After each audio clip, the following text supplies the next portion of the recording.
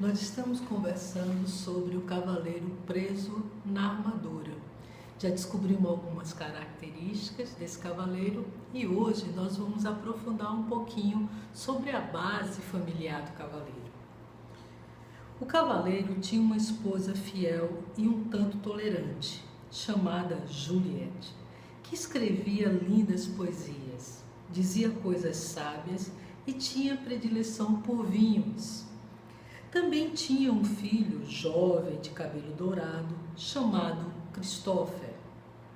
O cavaleiro esperava que um dia seu filho viesse a se tornar um corajoso cavaleiro. Juliette e Christopher pouco viam o cavaleiro, pois quando não estava no campo de batalha, matando dragões ou resgatando donzelas, estava ocupado experimentando a armadura e admirando o lustre dela. Com o passar do tempo, o cavaleiro tornou-se tão enamorado de sua armadura que começou a usá-la para jantar e muitas vezes para dormir. Algum tempo depois, ele nem mais se importava em tirá-la.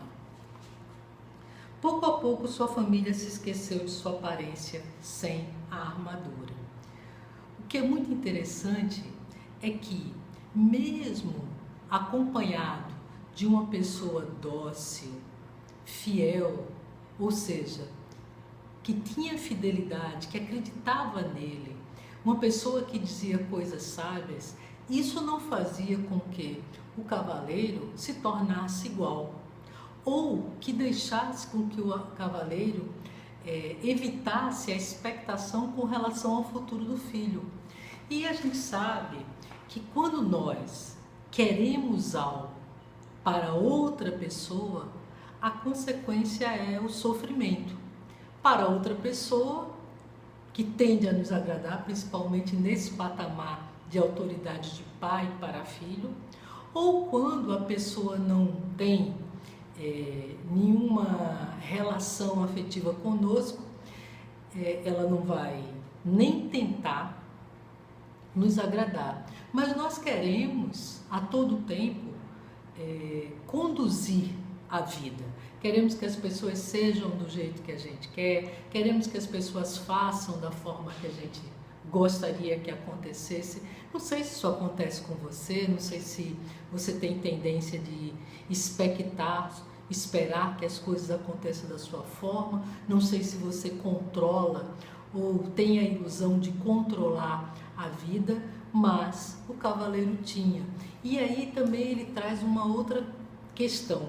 Muitas vezes as pessoas querem ficar perto de pessoas muito legais e se aproximam dessas pessoas muito legais, pensando que ser legal pega. Então eu casei com Juliette, vamos imaginar, e eu vou ser sensível como Juliette. A Juliette pode até me inspirar, mas o trabalho de desenvolvimento é meu, porque estava lá o cavaleiro casado com alguém sensível, que tinha palavras sábias, mas ele estava perdido dentro dele mesmo. E também tem outra questão, o cavaleiro, apesar de uma família bonita e sensível, ele estava muito ocupado consigo, ele estava experimentando o prazer de si mesmo, né?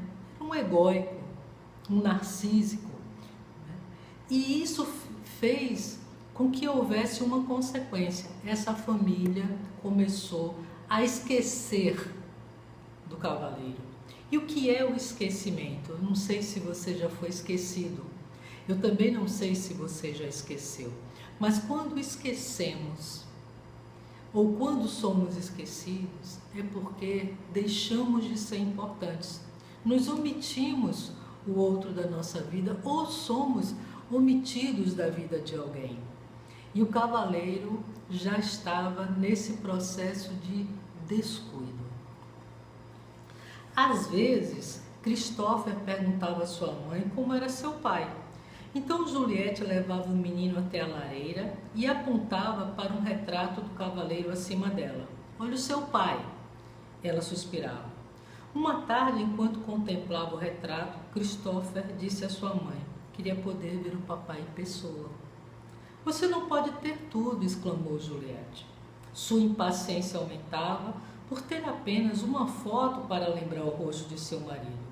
E ela estava cansada de ter seu sono perturbado pelo ranger da armadura. Quando estava em casa e não totalmente envolvido com a armadura, o cavaleiro costumava proferir monólogos sobre seus atos de heroísmo. Raramente Juliette e Christopher conseguiam lhe dirigir a palavra. Quando fazia, ele os interrompia, fechando a viseira ou indo abruptamente para a cama. Aqui já mostra o filho querendo o contato com o pai e Juliette, dócil e sensível, já apresentando a impaciência e o cansaço. E mais uma vez apresenta o cavaleiro perdido em si mesmo. E eu não sei se isso já aconteceu com você, mas costuma acontecer com as pessoas, às vezes elas quererem se reportar a alguém que não as escuta, que elas estão falando e sentindo que estão sozinhas, porque estão falando para ninguém.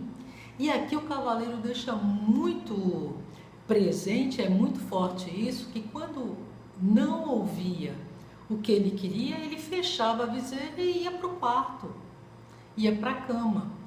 Quantas vezes nós estamos conversando com alguém, mas não somos ouvidos?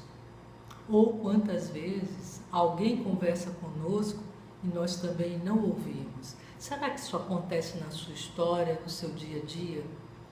Então, se acontece, esse é o convite de interiorizar-se e permitir que a vida possa fluir, sem expectativas, mesmo que nós planejemos e precisamos planejar, mas permitir que o universo flua, permitir que a vida possa desabrochar com a sua beleza, com a sua bondade. E também que possamos compartilhar conosco, com os nossos familiares e com todos a possibilidade do crescimento. Porque o crescimento, ele acontece na partilha. O cavaleiro ele escolheu um caminho muito individual, onde ele está com ele e ele está criando máscaras. Mas nós veremos com o passar da fábula que isso tem consequências graves. Eu espero que você possa refletir sobre essa conduta do cavaleiro, mas também refletir sobre a sua base familiar. O que você tem dado de si para o outro? Que essa semana possa ser uma semana de partilha, uma semana de carinho, uma semana de renovação. Até o próximo vídeo.